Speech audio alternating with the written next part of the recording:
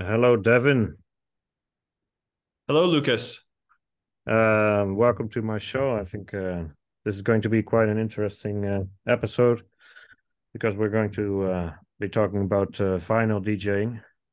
And yeah, that seems to be a bit of a fashionable thing nowadays. But you know a lot about it, and I thought it would be cool to talk with you about your experience. So, can you please, like, for the people who don't know you, can you give us a short introduction of who you are, like your tango trajectory, and maybe something of your personal life, like your job? Just a short. Of course. Yeah. Well, first of all, thank you, Lucas, for having me on your show. I'm a big fan of your show, and I'm excited to be on here myself, and also excited to talk about uh, DJing for tango events with vinyl. My tango career started in 2006. That's when I first took my first tango lesson. I was a salsa dancer at the time. And so it was a big jump to go from salsa to tango. It's a very different dance. Um, but I fell in love with tango. And in 2008, I then met my future wife, Carolyn Stocklosa, through tango. So I, like many people, sort of, um, found my relationship in tango, and then I came out to New Mexico, and I've been dancing and DJing here in New Mexico, the United States, for the last 12 years. So Where in that's New that. Mexico? We live in Santa Fe, New Mexico. Okay, okay, okay. So how long have you been a DJ? Maybe you just said that, but might have escaped my attention. I started DJing for tango in 2012, Okay, uh, just locally here in Santa Fe. and like everyone else, you were simply using a computer, um, and Yes. maybe you had no idea of the transition you would make eventually. But Yes, yeah. I started DJing locally because I wanted to contribute to the music scene here, and I had amassed a lot of digital music in order for myself to become more acquainted and familiar with the music. As a leader, I find it's very helpful to know the music very well in order to lead in tango. And so then for the next few years, I just was collecting digital music, yes, to play on my laptop. yes, and so maybe as far as the introduction goes, some final words. So, like the rest of your life. So, I think you were a doctor, if I Yes, yeah, I'm a physician here in New Mexico, and it's been a wonderful place to work and to dance.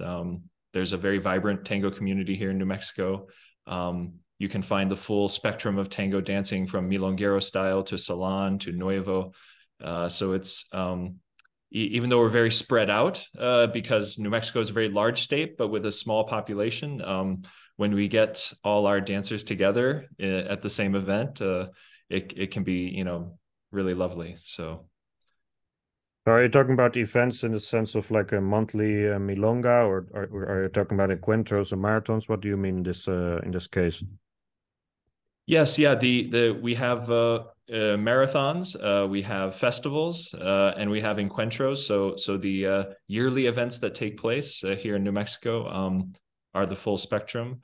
Um, and during the pandemic, of course, all the local weekly and monthly events, sort of shut down for a long time, and they're now coming back slowly but surely. Yeah. So, what does your I can't really say daily, but like your weekly tango life, how does it look like? Do you go to milongas in your own city or in other cities, like, or do you Yes, travel constantly? I would love to travel more than I'm able to. Okay. Because of work, and work has been very, very busy. At the hospital where I work, it's been difficult to travel as much. So I travel to the states around New Mexico, California, Texas, Arizona, Colorado for tango events. we dance locally as well, now that the events are sort of coming back online. And then whenever we can, we do dance internationally, particularly in Europe or in Argentina. Okay, okay. So how many times do you DJ normally and where? Like, Yeah, I would love to DJ more than I'm able okay, because of work. So that's a common theme for me. But I've DJ'd locally, particularly over the last 6 years with vinyl exclusively at our local milongas and at our festival here in Albuquerque, New Mexico. I've also DJ'd with vinyl in California, in particular at the Los Angeles Tango Marathon and at the Southern California Tango Championship. I've also DJ'd in Washington, D.C. And I'm hoping that and perhaps looking forward to one day being able to DJ with vinyl internationally as well. okay. That sounds like a lot of logistical, like a big challenge in a sense. Uh, Yes, it is. Yes, yeah. Just maybe you bring like 5 suitcases just for your music.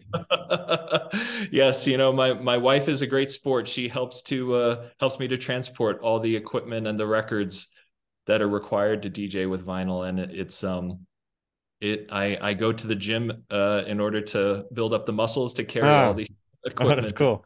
Okay. Yeah, and records. Okay. Yeah, I imagine. Yeah, it's funny. Like today, we're gonna hear about a lot of things that are quite particular to people who DJ with vinyl. So just to clarify, I don't DJ with vinyls. I don't know a lot about it. I only witnessed it once, but I thought it looked very interesting. It's not necessarily my thing because I don't want to invest so much money into something, yeah, like this. I mean, it's probably fantastic to do, but it's not my priority. But yeah, I really wanted to know more about how this works. So that's what we're going to talk about today. So I guess one more general question before I jump into this thing, like, or yeah, so maybe it belongs to, like, I have a question. How did you become a DJ? But just here, like, as the last part of the introduction, so why did you become a DJ? You said you really liked studying the music to become a better leader. Is that the reason, or were there other reasons? Um, I I guess I wanted to contribute to there being good music played at milongas at our local scene. So I thought perhaps I can contribute in that arena. And then the DJing, I realized, is a very creative process that requires a lot of thought and preparation, and also attunement in the moment to how the music and the dancers and the event are all interacting. And so it engaged me from that perspective, just as an activity that's very satisfying to do and to do well. So it's that's why I've stuck with it, and now sort of taken it to the level of using vinyl. Okay. So let's just start again from the beginning. So you said you were so about starting with tango. So you said you were dancing salsa, and then you started dancing tango. So how did that happen, and where? It's not where you currently live, right? Like, it was somewhere Right. else. Right? Correct. I started learning tango in Boston, Oh, Massachusetts. are you from Um, Boston? I'm not originally from Boston. I'm originally from Northern Virginia, Okay. near Washington, D.C. But I was going to medical school and completing my medical training in Boston, and that's where I first started learning. Okay. Uh, so do you have any, like, memories of how you started? Like, how did you come across it? Yes, yeah. Actually, the relationship I was in at the time, the woman I was seeing suggested taking a tango lesson, and so we tried it, and the the relationship did not end up lasting, but my interest in tango carried forward from that, because I just found it such a very different kind of experience from salsa, which is, of course, very high energy, but the lead and follow interaction is predominantly done through the hands.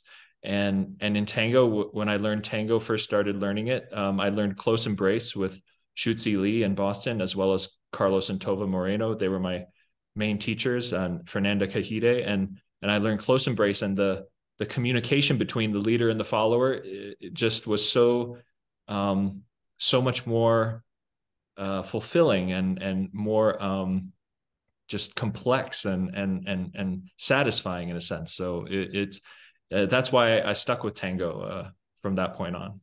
Okay. Yes, it's interesting. I haven't really talked about this before, like people who specifically came from something like salsa. Like some people mentioned they've danced before and then they like this much better, but I like the specific comparison between salsa and tango. So have you ever danced salsa again, or did you quit that? Yes, yeah, no. Every now and then I go back and dance salsa, just very occasionally, maybe a few times a year. And it's still a lot of fun. I still Okay. really enjoy it. Yes, so but I enjoy tango more, for sure. Yes. Yes, I guess you find more depth in something like tango than salsa. You know, there are probably people who disagree, but you always have people who disagree. But at least in terms of the music, like salsa music, I listened to a lot of salsa music in my teenage years, and Ah, I think it sounds kind of repetitive in a sense, like compared to tango at least. So I've always had that problem with some other types of music that tango is just so much more. Maybe in the beginning you don't notice, but if you become a more experienced dancer and you see all these different orchestras, like every song is a different experience. And yeah, I feel like in other dances you're probably more like busy with the movements and then using the counting in the music to do stuff. Whereas in tango, you like I never count because I don't need to, and it's just a different structure, right? totally, totally. Yeah, I agree that salsa is has a particular mode and rhythm and tempo, and often the lyrics are not particularly dark, or Yeah. like they may not be the most deep lyrics, and tango is incredibly sort of, it can span the full spectrum of human experience and emotion, and it's so sensual and intimate, and it's a very much more deep experience. Yes. But I'm also asking these questions because I just wanted to know a bit more about you, and I wanted people to know a bit more about your background before we dive into the main topic. Of course. So the DJing. So you said you already told us why you became a DJ and how it happened. But like, was there some kind of moment when you took the first step to, or someone asked you to for a practica, or how did that happen? There was a local milonga that occurred weekly, and it's a free event to attend, and so you could sign up to be a DJ and DJ there, uh, essentially for free, but it was an opportunity to try it out, and so I joined that rotation of DJs, in order to gain that experience. And how was it like to do it for the first time? Like it's I would probably want to ask the people who were there what it was like for them, but I imagine it was not very pleasant for them. okay. Was just learning, sort of the guidelines and the trends of DJing and tango music. I was still very early on in understanding the structure and the history of tango music, and so I believe probably the choices that I made in those first few milongas were not ones that I would make now. So Yes. So I guess it's better that they remain hidden from sight. leave Yes. that in the past. Yes. Yeah, that's hilarious. I haven't really told anyone before, like in these interviews, but when I DJed for the first time, I think it was pretty solid overall. But I played like in a Valstanda. I played like four pretty slow ones, which I don't even like slow vals, but that's what I guess I did. And then I put like Noches Quarentinas by Donato. I put it as the third song. Then someone on the floor said like, How is this even in the standa?" But I guess that's how you learn. It's Yeah, Like yeah. I funny think memories. yeah, the people were probably so nice that they didn't want to say what they were actually thinking when I was DJing for the first time. But I'm grateful to them for putting up with it. Yeah. So how did you advance? Well, I kept DJing locally and acquiring sort of more experience and learning more about music and the more I learned, the more I think I and listened to other DJs at events that I would go dance at, the more I became cognizant of the guidelines and sort of the structure and how good DJs and excellent DJs put the music together to structure a night. And so I then was very fortunate to get to DJ at the Albuquerque Tango Festival during one of the afternoon milongas, and that was sort of my first break into the festival scene. So I'm grateful to Daniel Boardman for giving me that opportunity. He's the organizer of that festival. And then from that point on, I just tried to seek out other opportunities to DJ at larger events, but have continued to do that locally. So I just find it very satisfying to be able to play for our local dancers and also to try out new ideas or new sort of thoughts or new strategies for DJing. Yes. So can you give an example of that? Trying out something new. Yeah, or yeah.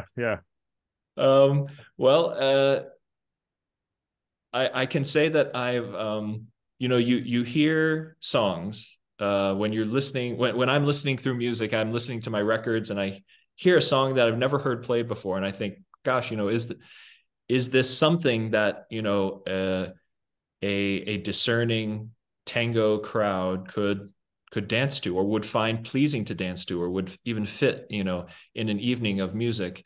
And I consider it one of the joys of DJing is being able to find out the conditions or the strategies or the techniques that will allow you to take something and, in the words of another DJ, Shory Meyer, say, take the unfamiliar and make it feel familiar. Make it feel like it fits, to make it feel like it's a song that belongs in an evening of tango music. And so I've been trying to do that with some songs that I've heard here and there, and sometimes you can make it work, and sometimes you think it works, but then when you play it falls flat. And so the experimentation about that and then the creative process around that I find very, very fulfilling. Yes. So it's like a dynamic that keeps being interesting, because you can do that forever in a sense. Like there's always something to learn. Right. Right. I find that performers, they often pick very interesting songs to perform to, and we see them perform on YouTube or at events, and I think, gosh, is that a song that could only be for performance, or is it a song that daily dancers, like you and me, could find lovely to dance to, and so that's often where I'm sort of find inspiration, is in what famous and well-known performers are choosing for their music. Okay, so earlier you told me that you've been DJing 6 years with vinyls right now until now. Um, so how did you even start with this? Yes, I think back on this a lot. I used to collect tango music on vinyl and would never play it. I was one of these people who would buy records and I didn't even own a record player. So it was purely because I was collecting music digitally, and like many people in the early 20 teens, I was searching for the CDs with tango music that were made in Japan by the Japanese labels, CTA and AMP. It's highly sort of sought after records, and I noticed in the source where I was buying these from that they also had vinyl LPs with tango music on them that were not on a CD or an MP3 anywhere. And so I thought, how interesting!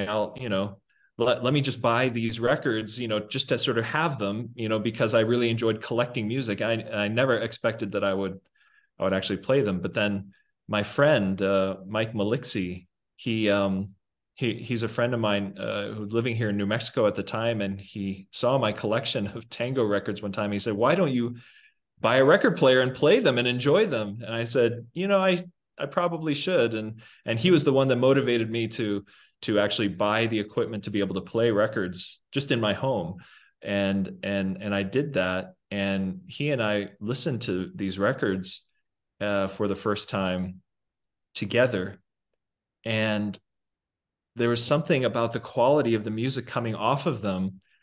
And Mike is an audiophile, and he's also builds loudspeakers in his free time. And he said, "You really ought to start DJing with these. You should play these records for people to dance to." And I said, "That would be so much trouble.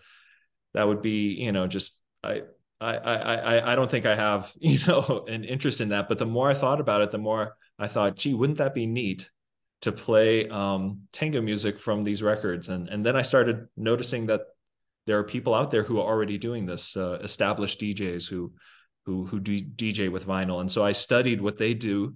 I looked at videos and of them DJing, and I did research about sort of what it takes to actually to be a DJ with vinyl, and that's when I started.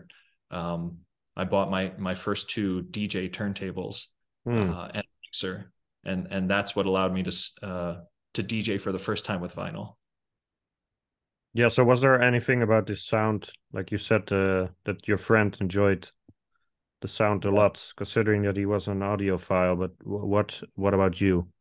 Yes, yeah. I credit him with helping me understand the experience of listening to music from vinyl.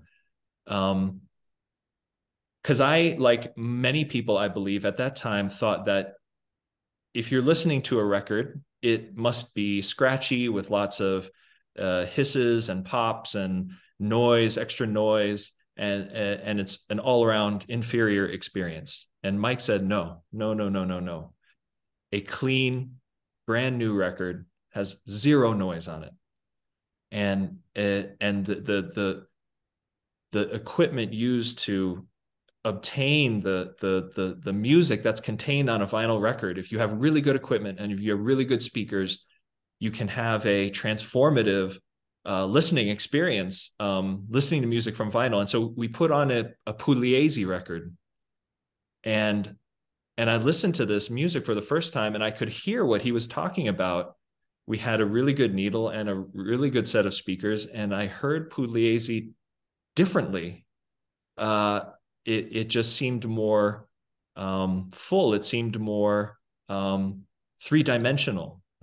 It seemed more holographic than when I had ever heard Pugliese in any other setting. So that was my introduction, was when Mike had me play that Pugliese record, and we listened to it together, and he said, "You have to DJ with this." And I said, "Okay, I think I see what you mean."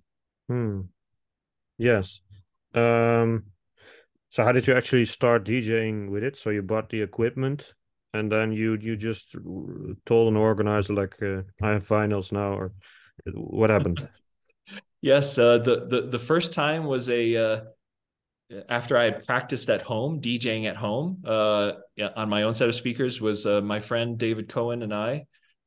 He's a local teacher and a dancer, and we hosted our own milonga, and we found a special space, and we asked a friend who had a very Burt Rushford, he's also an audiophile, and he had a very high-end sound system, and we rented out the space, and we had our own milonga and DJ'd with vinyl for the very first time, and it was a very special night for that reason. It just it seemed that people resonated to this type of DJing, this type of experience.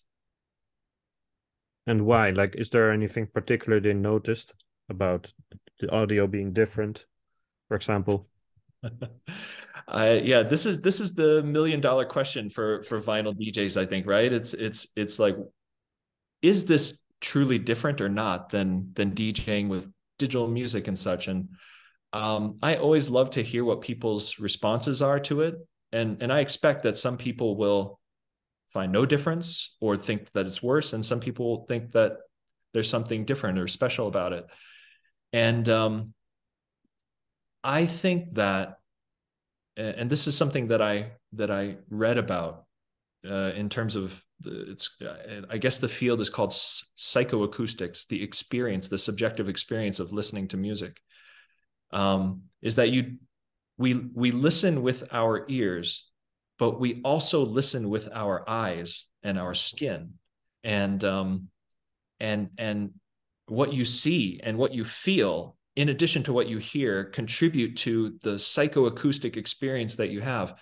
And so I think that in addition to the music itself and the sound coming out of the speakers and such, the visual sort of aspect of someone producing music from turntables with spinning records, and going through all the physical sort of motions of that DJing process, it's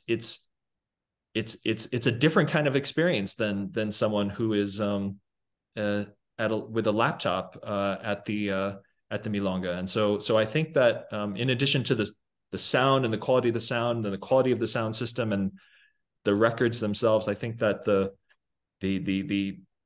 visual experience of being there with the records and the turntables makes it different. Yeah. So, but do you hear any like specific comments like, "Wow, this sounds so much better than the Troilo I'm used to"? Like, are those things you hear? I've gotten feedback from people who say that,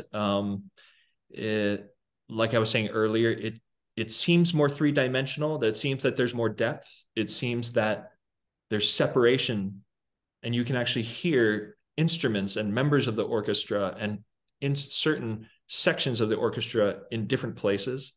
I've heard that you feel like you're dancing through the music and through these different instruments and through these different voices. Some things seem more prominent, like you may be able to hear the piano better, or you may be able to hear the voice. There's one recording of Mensaje by Troilo and Barone, and I heard this recording, and for the first time, I could get a sense of Barone's mouth singing, and I could visualize it because of what I was hearing in the music. And so there's this aspect of like it creates a hologram or a holographic sort of quality. You can see things as you're hearing them in the music. And so I feel like that's one of the things that DJing with vinyl, when I feel like all the conditions are right, it can achieve that aspect. And people have told me about that. Has that happened to you often? I would say that that's what I strive for. Whether I achieve it or not, it's not necessarily up to me to decide. So I hope that the dancers who have danced at the milongas that I've DJ'd for have something like that, have some experience like that. I did hear from one very sort of experienced dancer that when I played a D'Arienzo set, and it was very well-known D'Arienzo songs, that he said he could hear different things in the music. And so I think that when, very experienced dancers who danced at many events and have heard the same songs over and over and over say that they can hear something different, then I think that's a decent test of what's happening. Yeah. So is there some kind of technical explanation of why this might be better than a CD or anything digital on a computer? For example, if you have like a tango tune file that it is like a FLAC file, like very high quality. So what's not just that comparison, but it's just an example of one of the best ways that digitalization can. Yes.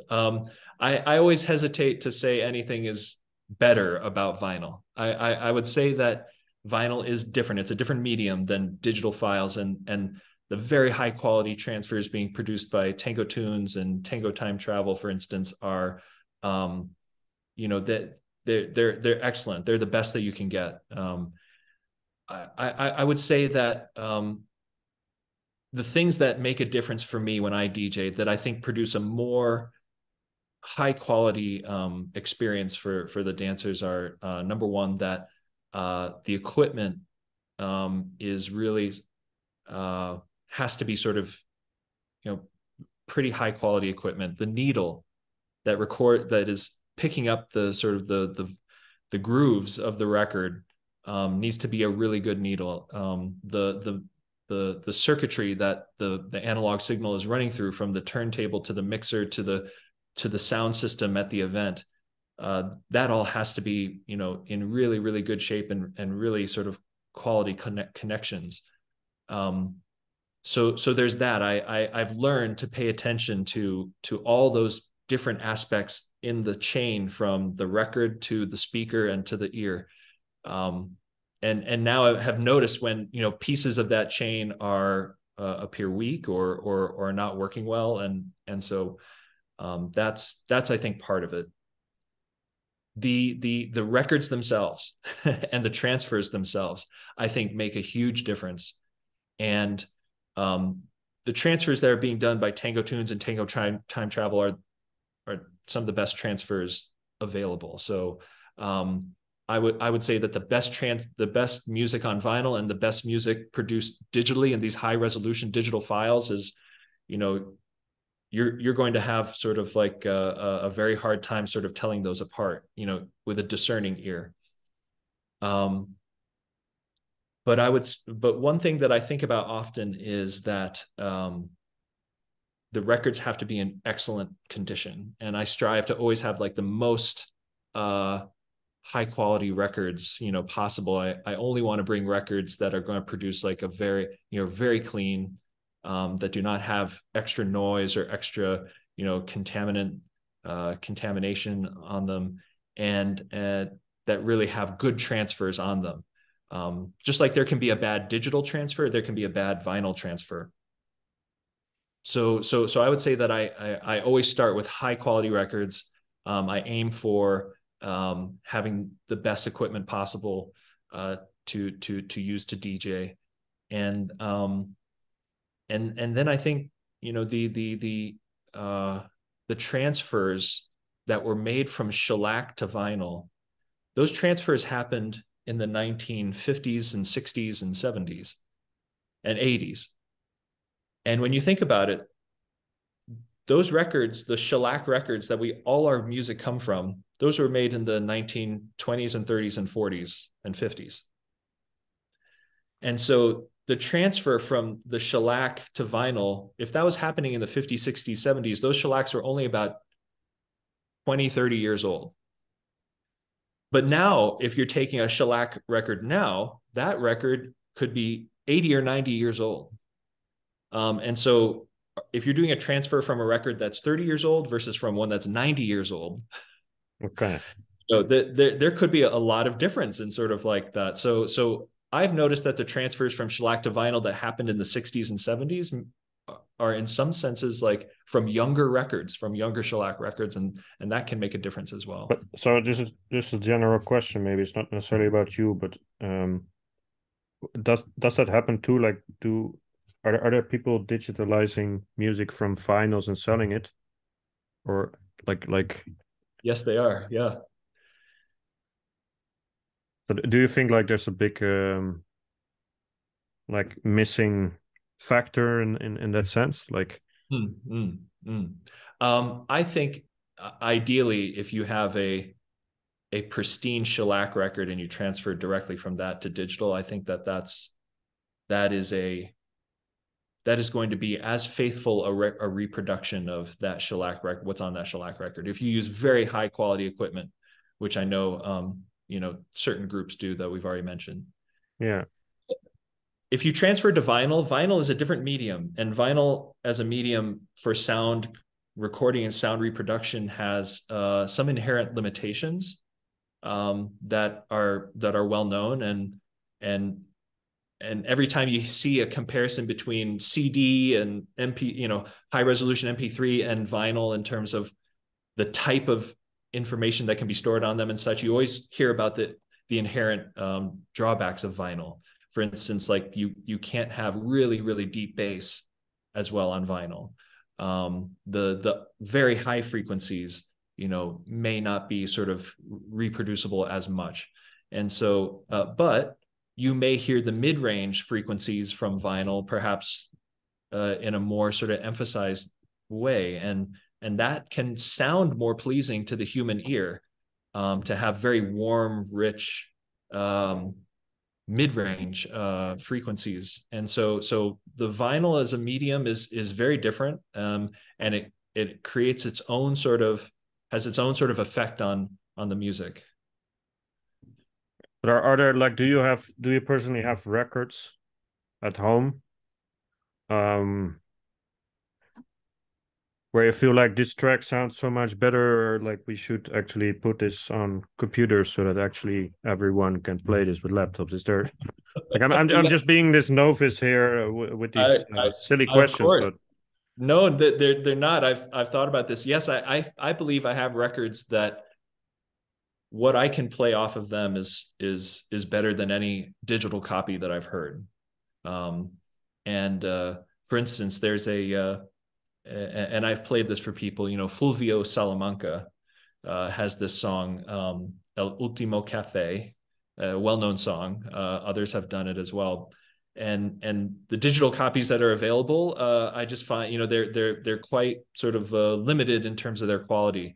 And then to play the song off of the record that I have, which is near mint and about as clean as you can get for a 60-year-old record, it's to me it just sounds like so full and so beautiful, and it just moves me so much more. So I think that I have records in my collection that are like that they're so satisfying to play because I think that they have it's the best version of the song available.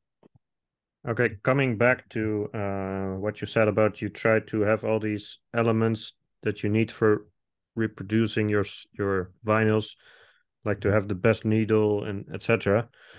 But as a DJ, it's just I'm not sure how well I can relate this to the rest of the world. But as a DJ, I've seen some pretty subpar sound systems where I've been playing music, and sometimes the problem was just like something was completely messed up in the native like sound system this venue had. So how Right. do you deal? I mean, does that give you like stress that if you go somewhere unknown and you need to like you have all this great equipment, but how about like you're not gonna have this friend who's lending you these 10,000 euro speakers every time. Correct. So how about Correct. that? I do work with organizers beforehand when we are talking about if I may be considered to DJ at an event. I'll ask them questions about the sound system to make sure that it can produce the kinds of experience that they are hoping for as an organizer. And I'm very upfront. I'll say, look, I think that perhaps this sound system that you're describing for me may not be able to give your dancers the experience with vinyl that I'm bringing that you and I are hoping for. And so I'll be very honest about that. Now, fortunately, the people that I've worked with have all had excellent sound systems and have been able to, I think, really showcase sort of the vinyl DJing that I've done. So I feel very fortunate about that. But it's definitely something that I work with the organizer on and exchange information, pictures about the sound system, details, there's specifications to best understand. I will say that there have been times where I thought that a sound system was going to be iffy. And then when I DJ'd there with the vinyl, with my mixer, it turned out way better than I thought it would. And so I try to keep an open mind that perhaps, some of the things that may be going on with that create a subpar sound experience, maybe aspects of the sound chain that when I bring my equipment could be improved. So. Okay. So I think we should like discuss how you've been actually collecting vinyls, because you talk about that you only want like the best stuff, and that like the real, like these things only really shine, like the audio only really shines if you have like a really good vinyl. But um also maybe chronologically, how did you start doing this? So it's a combination of that, like how did you become like a serious collector, and then also how to transition that into finding the right stuff. Mhm. Yeah, like I said, I started collecting music sort of in the 20 teens on vinyl, and I quickly learned the ways that one assesses the condition of a record, and I learned that if you have a record that's graded as there's different grades of how of the record's condition, and that I needed to seek out things that were considered near mint or in mint condition, which means brand new. Mint means brand new, never played. Near mint means as close to mint as possible, but having been played and used already. And then the grade below that is called very good. And in my opinion, very good is probably not good enough for DJing to produce the kind of transformative experience that I'm looking for. I have records that are considered very good quality, but not near mint, and I may play them in a milonga, but I strive as much as possible to play records that are near mint. Um, the the interesting thing about records is that they're a physical thing, and you can have a record that shows up and it may be very dirty, or it may have lots of wear and tear on it or age. And if you give it a proper cleaning and you use some techniques to try to remove the contaminants on the record, you sometimes can be very surprised with how good it sounds after you remove the dirt and the grime from the grooves. And so I've had records that showed up and they probably were in very good condition, and then through cleaning and through some rehabilitation, they actually turned into records that just sound amazing. So that's one of the things also that I think is great about collecting music on vinyl, is that you get to be an archaeologist in a sense. You get to try to unearth music that may be buried under things, Yeah. under dirt, literally, and then what you find may really surprise you. Yes. Yeah. So how do you assess whether things you see online are actually in one of these categories, like mint, near mint, or Right, very good? right. Because people can write like on eBay, like they can say something like excellent condition, and then it arrives and it just sucks. I mean, that's the internet, so That has happened to me for sure. Um, for sure. yeah, I bet. They say, and I do a lot of buying of vinyl online, and that's inherently risky. The most sort of safe thing is if you can see the record in a store and you get to play it there in the store and you get to hear how it actually sounds. But if you buy online, unless the buyer or the seller is willing to send you a video recording of sort of how it sounds, then you're taking a risk. And I have found that I, like I said, I err on the side of things that are graded as near mint. There are certain buyers whom I trust now, or sellers whom I trust, who I buy from them consistently, and I know that when they say it's near mint, it's going to be near mint. Um, and I know that if it's not near mint, I can tell them that, and that they will sort of make it right for me. So that's one of the things, is having a relationship with people who sell these records, um, and then the I would say that there are some places in the world, such as Japan, where when they say that the record is somewhat damaged and dirty, you get the record and it is pristine. I Yeah, mean, yeah, yeah. amazing, amazing condition. And you're like, this is not dirty at all. This is like the cleanest record I've ever seen or heard. And so the records that come from Japan that are sold by Japanese sellers, in general, they they overstate the wear and tear on the condition, and their records are actually sort of in amazing condition. And then I would say that, you know, the rest of the world, it's often variable.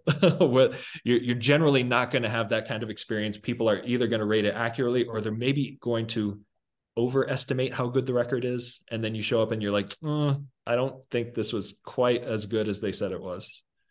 What do you do then? Well, if it's really egregious, then I will, you know, contact the seller and let them know.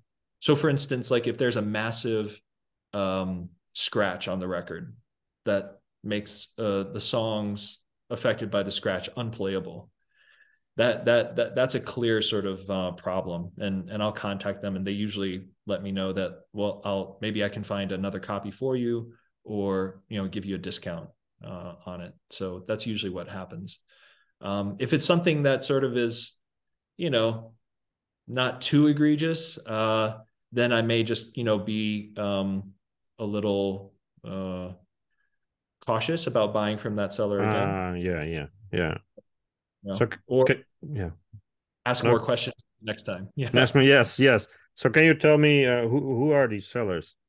Like it's so like you know, I'm not in this little world of yours, Yes. so to say. So I feel like who the hell owns these things apart from some people in Argentina who haven't cleaned their house in like that's my you know, semi ironical like Yeah.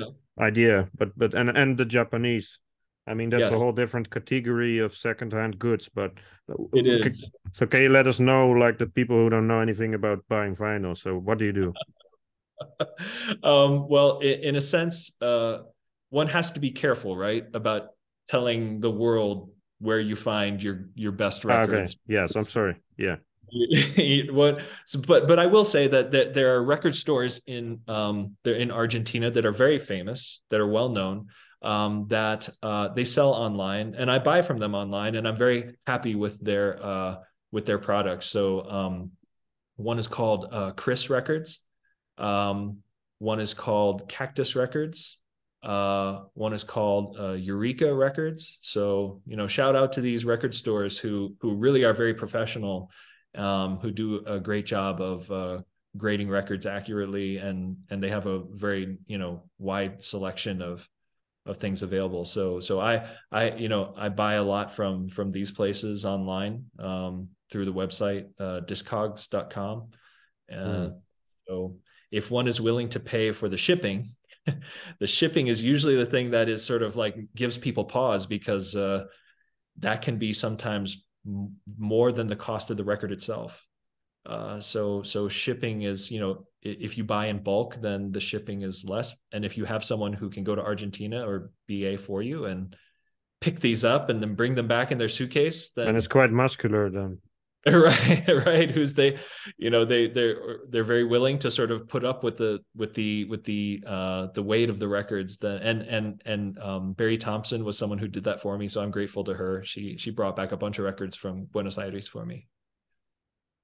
But and so let me just ask it more generally. Like, do you buy them from like the whole world, or are they mostly concentrated in just a few countries like Argentina and Japan?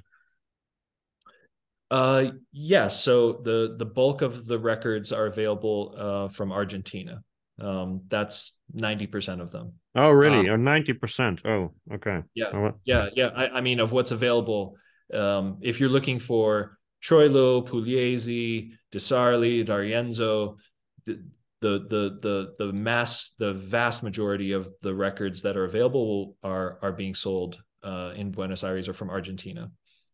So there's, you know, a fair amount from countries like Colombia and Uruguay, and even Chile and Venezuela. These countries actually pressed their own records back in the 1960s and 70s, and so there are Colombian pressed records with tango on them. And then there are also Japanese pressed records, and Japan, you know, was created its had its own labels producing tango music, pressing tango records And so if you go and you search for them, then you'll find maybe sort of like the most popular musicians represented on these sort of Japanese pressings. So I would say that yes, the 90% from Argentina and then 10% from the rest of the world, like Japan and these other South American countries. Okay, that's interesting. I was expecting the share of Japan to be much larger. Well, perhaps it is, and I'm just looking in the wrong places. But Okay. just on the website discogs.com, if you go there and you sort of see who's selling, for any given record, there may be 8 copies available in Argentina, 2 copies available from Europe, places like France and Germany, and then maybe 2 copies available from Japan. But I would say that the majority are being sold by Argentinians. Okay, and the reason why I'm mentioning Japan is because I've been learning Japanese from some years, and I'm just very interested in this connection. I was already interested in this like 10 years ago or 11 years ago, when what you were saying about these CDs from Japan and that they had like rare recordings.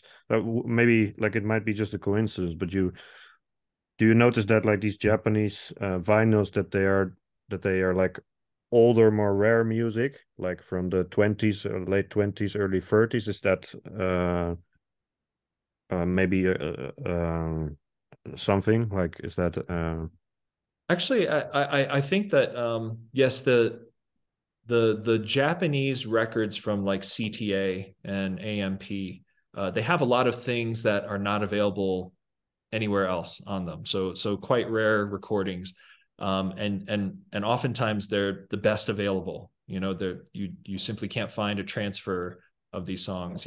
Now I think Tango Tunes and Tango Time Travel are changing that, but the LPs from Japan, especially the CTA and AMP LPs, are they often have some of the best recordings of highly popular songs. And the interesting thing about vinyl, tango music on vinyl, that I found was that it's really hard to find the super popular songs that you hear in milongas, every week, every month, on good, clean, undamaged records, because they were so popular back in the day that all the records got played extensively, and so they're all highly worn down and with a lot of noise on them, and they're highly loved and highly played. But for that reason, they sound very, very crackly now. So the nice thing about the Japanese records is that their transfers are often some of the best transfers available.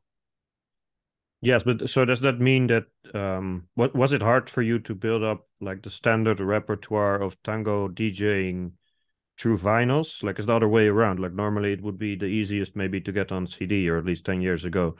But now like it sounds like a very counterintuitive thing, even though completely understand the reason why they were more damaged.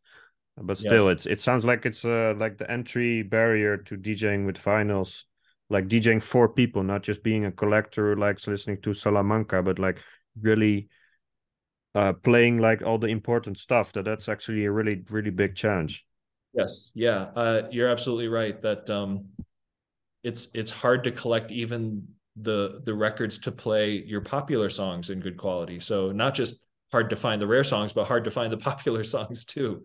And it took me a long time to make sure that my collection, that I actually had enough good music to play for milonga that would be satisfying for dancers. So even though my friend Mike and I talked about DJing, it was a good year and a half or so before I felt ready to actually follow through on that, by DJing with the record. So yes, I think it's always a struggle, the vinyl DJ to find you know the best copies of these records, the best versions of these records that have that are in the best condition, so that you can play just the regular music and have it sound pleasing. Yes. So let's talk a bit about the actual process of DJing with vinyls. So you told me earlier before this interview that it's a much more physical experience. That's also what I've witnessed with someone who was DJing with finals, like they're constantly, and sometimes it's silent for a few awkward seconds. I mean, not awkward in the sense that I don't like it, but it's like we're not used to that silence because someone is changing the LP, like the so what um can you give me a bit of an insider's view on how that works? Sure, sure. It is. It's incredibly physical. So physical, not just in the setup, because you have to carry everything. You have to carry the turntables, which weigh about 40 pounds each. If you have, for instance, my Technics turntables weigh about 40 pounds each, and they're in a case that weighs about 10 pounds each. So it's 50 pounds per. The mixer also in its case weighs about 50 pounds. And then each box of records of perhaps, 50 records, sort of weighs 50 pounds as well. So literally you could be carrying 250, 300 pounds worth of equipment and records to set up. So hence my gym membership, comes in handy. So then the physical act of DJing, first of all, I don't sit down when I DJ with records. I'm standing up for 4, 5, 6 hours continuously because of that process of like to play a tanda, you have to put the record on while the cortina is playing. You have to find where is the song on the record that you want to play. You have to put the needle on that where the song starts. You have to start playing the song just so that you yourself can hear it, to make sure that you confirm that it's the right song and you're right at the start of it. And then once you've got it queued up to the right position, then you fade out the cortina and you then start, the record playing, and then you raise the volume on the channel for the turntable. And then once that is going and you've made sure that the volume is adequate, you now have to do that for the next song. You have to take the cortina record off. You have to put the number 2 song on. You have to cue it up.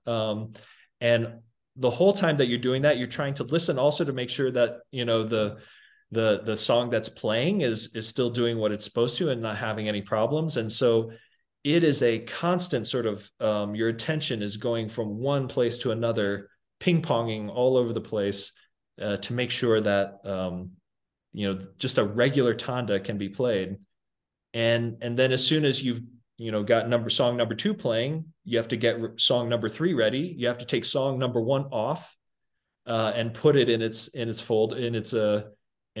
jacket and get the third song ready. And that is a process of like swapping out records that, goes on continuously for, like I said, 4, 5, 6 hours. But they're not on the same record, like the songs in Tanda. They're usually not on the same record. They might be.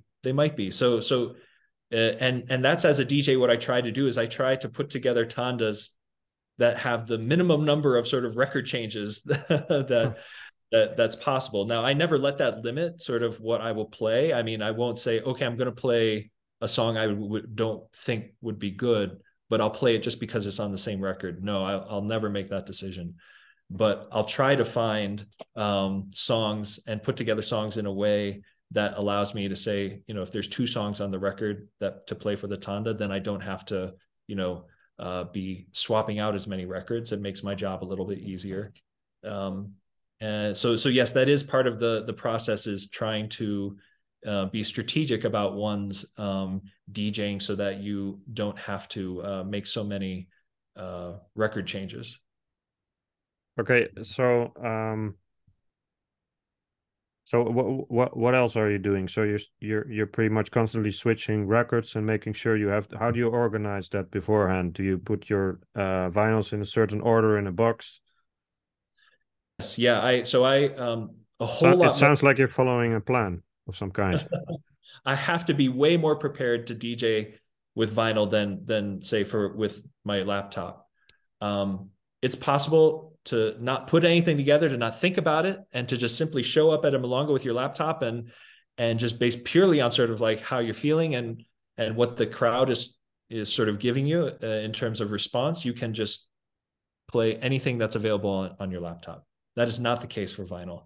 I'm limited in terms of what music I can bring with me simply by the size and the weight of the music. So I can only bring with me maybe at the most 200 records. And if you think that there's maybe sort of 8 to 10 songs per record, then maybe you have at the most 2,000 songs with you. Whereas on my laptop, I have 30,000 songs. So that's an inherent limitation. And for that reason, I have to prepare, a lot more in advance. I have to have tandas prepared. I have to arrange the records in the order that I want. But I also bring with me records and tandas and songs that I think, well, maybe I might have a chance to play this if it seems like the moment is right. So I try to give myself options of things that I can play. But in general, I have to have all the tandas sort of pre-prepared in order to be able to make the night, proceed with the music in on the kind of in the way that the dancers expect. So a lot of times DJs say they're like watching the crowd and they're trying to keep in tune with what's happening. So there's some different opinions on that, I guess. But how do you even have time for that when you're DJing with vinyls? That's part of the fun and that's part of the challenge, I think, because it is harder. Your attention is going back and forth, trying to just make sure that the songs are playing as they should. So how do you read the room? And I find that I still am able to do that. I still, I'm looking at the floor. I'm still watching the dancers when I have moments when the songs are playing, and also just responding to the energy of the room. You can sort of feel the energy as well. I find that I'm able to do that perhaps better because I'm standing up and I'm like engaged with the dancers, physically. I find that I'm actually more in tune with it now than I had been, say, when I was DJing with my laptop, because I just energetically I'm just much more into the process. Now I can't do all kinds of crazy impulsive things that one could possibly do if one gets sort of an inspiration, because if I didn't bring it with me, then I can't play it. But and so from that sense, DJing with vinyl has made me a more conservative DJ. I'm more inclined to just bring music that I know is going to be popular, and have maybe a few choices that are options that might be perhaps a little bit more risky or potentially sort of interesting, but so I think that reading the room, I have fewer options, but I'm definitely still sort of trying to do that, and I definitely changed the order of tandas to respond to the energy of the room all the time. Do you think it's a better thing that you became a more conservative DJ? So my opinion is yes, I actually do. I think that my approach now has totally changed as a DJ, DJing with vinyl. I want to give people the best sounding music, the best choices. I want them to, because so many people come to a vinyl milonga, they hear it's going to be a vinyl milonga and they expect it's going to be scratchy, hissy, old sounding music. It's going to be stuff that coming from these old records that's just going to sound And I really want it to be the opposite for them. I want them to have an experience where it not only defies their expectation of that, but it produces something totally new for them. So I try to aim to play well established classics, but with kind of the sound and sort of the quality of it perhaps being transformative, and then also trying to play things that perhaps are only available on vinyl, but are still, very pleasing for the dancers. And that happens maybe like, once or twice in a milonga, the opportunity to do that. So I become much more conservative and just try to, please the crowd, just to make sure that they sort of don't come away thinking that vinyl milongas are a bad idea. So how would you imagine yourself traveling to Europe as a vinyl DJ? Are you going by boat or? Great question. I imagine it will take a lot of preparation because you're limited by, what you can carry in your hand luggage, in terms of weight and in terms of size. And I am not going to check my records into the baggage that will, go into the bottom of the airplane. There's just absolutely no way I can risk that. You have no idea what's going to happen to that bag if it's not in your physical possession. So I don't want to lose my records somewhere over the Atlantic, So it's limited by what I can carry. And so in that sense, it's going to be, probably 80 to 100 records at the most. And I would have to be very wise about the choices of records that I'm bringing. So as much as possible, records that have lots of good songs and good quality to play. And that I could play, and it would be pleasing for, a European audience. So based on everything you've said about all these things that go into DJing with vinyl and the physical experience, and they're really hard to work while you're there, while other people are just simply sitting like with their laptop and just chilling. You're like doing all these athletic things to keep the milonga going. And I don't think people are just chilling when they're DJing. I mean, I know they're working very hard as yeah, well. no, in comparison, of course, but I mean, it sounds like a bit of a hassle what you're doing, and that's why I wanted to ask like the inevitable rude question. Like, let me just say it as directly as possible. What's the point of doing this? Thank you for asking that. I ask myself that all the time. Because it should be worth it, right? There should be some kind of reason to do this way. I agree. I know that it's more satisfying for me. For me as a DJ, I feel it has massively expanded my knowledge about music, about tango music, about the history of tango music and recording of tango music. It's very much sort of expanded my knowledge about sound engineering and sound reproduction and the science of it, so it's made me, I think, just a better DJ in general, because now I just understand much more about that process.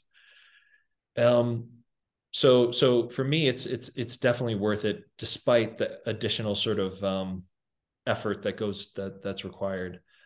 But I would say also that when I've had sort of my peak experiences as a vinyl DJ, it really was sort of something I saw happening in the dancers, in their response to the music, in response to me DJing, that seemed to just change the energy of the milonga at the venue, of the experience for them. That it like you said, it sort of, like I said earlier, it engages your sense of touch and proprioception. It engages your eyes, it engages your ears. I just had the sense that people were just, so much more into the music and into sort of listening to the music, not just the dancing to it, and also listening to it and also experiencing it, as a performance. And, when I think about, if I go to see a concert, like by an orchestra, like a live concert orchestra, and if they were just sitting there motionless, but you hear what the music that they're playing, but they're motionless, would that be the same experience? And I think no. Most people sort of think they enjoy seeing people playing the instruments. They enjoy people sort of seeing the musicians sort of doing what they're doing. that's part of the joy of going and listening to live music. And I think that there's something about live DJing with vinyl, with turntables, that contributes to that same kind of experience for dancers. That it just feels, it feels like a more spontaneous thing that's happening than than perhaps, you know, otherwise. So I really get a lot out of what people experience, you know, when I do this. And obviously, if people are indifferent, then, you know, would I go to the same effort? Probably not. But so far, it seems to really kind of bring people, you know, more joy. So that's what makes it worthwhile. So nowadays, if you're like buying vinyls, are you mostly thinking with a DJ's mind, or would you also see yourself as a real collector of music, or both? Or Yeah. It's really interesting. I'm very much into now investigating all kinds of tango music besides, you know, what is normally played at milongas and is danceable. So for instance, Piazzolla, I, you know, never had anything by Piazzolla like on my laptop, but now listening to Piazzolla on records, and I know I'm never going to play it at a milonga, but it's just I'm more fascinated by it now, and I'm fascinated by it as music, and I'm into sort of you know, his trajectory and his career as a musician, and his music and the evolution that it underwent from 1940s to 1950s to 60s and 70s and 80s. So it's made me more interested in tango music in general, whether it would be, you know, used for DJing or not. And now I also just enjoy listening to modern music, like pop music, on vinyl too. So I'm now buying, you know, current music on vinyl, and I really sort of just enjoy that as well. I enjoy putting a record on, no matter what, whether it's tango music or pop music or something. does that So also sound different? um you know, I would say that it sounds different. Does it sound better? I don't. I would say that that is probably comes down to in what setting and with what equipment I'm listening to it to. Because so often now, right, when we listen to modern music, it's either in the car or it's through our headphones, our little like earbuds that go in. Yeah. And there's no bass, you know, or very little bass. You know, it's hard to get good bass through those things. Or in the car, there's always like car noise. And so our experience of like contemporary music Shallow. is shallow, you know. And so as opposed to sitting and listening to something on a record with like really good speakers, I have a pair of Altec Lansing speakers that, you know, I have in my office that are really, you know, sort of vintage 1970s speakers that I just love listening to music through because it just sounds so pleasing. And so when I sit and I listen to a record, that's a completely different experience. So I would say that it's more about kind of with modern music, it's more about sort of where am I listening to it and with what am I listening to it, compared to whether it's a record or whether it's an MP3. Yes, like that's a thing that's being said in general about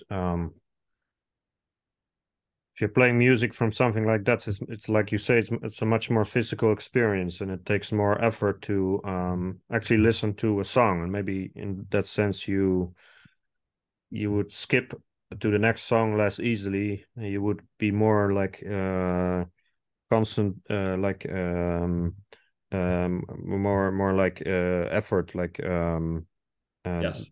uh, to actually really listen to this music. Yeah. Um, More fully engaged with it. yeah, Yeah. yeah, yeah, yeah. Um, but it's also something I wrote down. So, do you ever imagine yourself DJing with a computer again? um, I I hope not. The reason why I say that is because I always bring my laptop with me when I DJ with Ah, vinyl, okay, yeah, just in case something terrible happens and I have to somehow use my computer. So that's something I hope never ever happens. I am prepared for it though if it were to happen. So, but as far as DJing like a regular milonga with just my laptop, I don't feel like that's something that I'm motivated to do anymore. And if someone asked me to as a favor, I could. But I get so much more out of DJing with vinyl now that it's almost, for me it would be a lot less compelling to DJ with a laptop. Yeah, so let's say if someone from Turkey, that's the first word that comes to mind.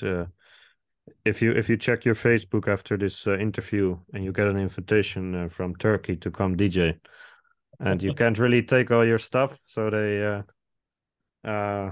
so would you consider like going to DJ with a normal laptop, or do you think like, well, to me, like of course this is not realistic, but to me it would seem strange to suddenly play with a laptop if you're so used to this whole process of selecting music a different way, that almost like Yeah. you'd have no more like no idea anymore how to. Right. I think I could pick it back up if organizers reached out to me and they said, "Hey, we really want you to DJ with a laptop," I'd be honored, of course. But the you're right that sort of for me it's a totally different process, and I would have to ask myself, for sure, do I really want to do this or not? So it's a wonderful thing to sort of have that, option to sort of do either. But I enjoy DJing with vinyl so much more. It's just so much more enjoyable for me, even though it's more work. So last question, because we're almost at the end of our time, but how do you envision your future as a vinyl DJ? Like, what challenges lie ahead, and is there something like a dream of getting your hands on something very special, or like, is there any like a closing comment here you can? Sure. Well, I think my future is probably limited by how much space I have in my house for records. Okay, So, time to move to a bigger house. or I have to, rent a storage room somewhere for this. No, I really enjoy. I don't see myself sort of kind of giving up DJing with vinyl or collecting vinyl anytime soon. I find it very fulfilling as a hobby. I keep finding new songs and new music, to be interested in that I don't have on vinyl, that I then sort of go out and try to find, where can I get, sort of a good copy of this. And like I was referring to earlier, how when I hear something interesting, I'm like, oh, sort of, is it possible to work with this as and make it, a something that can be played at a milonga, and going and trying to find sort of these super rare recordings that we're all as DJs, I think, very interested in, but very hard to get, I think. So for instance, like for me, that would be the there's certain D'Arienzo songs with Echagüe that are just really hard to find on vinyl, and we know that there are records out there that have them on them, but they're just incredibly hard to find, and so I think that the search will always go on for more kind of tango records, definitely, and I definitely hope that I get the opportunity to share it with more people, because I really enjoy that, and I think people seem to enjoy it as well. So I'd like vinyl DJing to sort of become more and more popular, more widespread. I know there's a lot of it in Europe, and perhaps it's something that can catch on more here in the United States. Oh, thanks for this excellent introduction into tango DJing with vinyls, and maybe also vinyls in general, tango vinyls in general. So I think it was very interesting, and you're very articulate, and your answers were very much to the point. So I'm sure that people enjoyed it a lot, and who knows, maybe you inspired someone who listened to this to pick up the same hobby, so to say. Maybe it's more like a passion, but you call it a hobby yourself, so um, it takes over your life, I guess. But just like Oh yeah, tango itself. inevitably, yeah, and you know it's totally worth it though. I encourage people to sort of look into this if they have any sort of thought that they might enjoy kind of tango on vinyl. So, but thank you for having me. It's been a wonderful conversation and discussion. I really appreciate this. Well, I hope to meet you sometime in real life and maybe even listen to your music. I mean, we're not exactly living close, but who knows? One day. Me too. Me too. Yeah, I hope so. I hope we definitely can connect in person and perhaps at a tango event somewhere.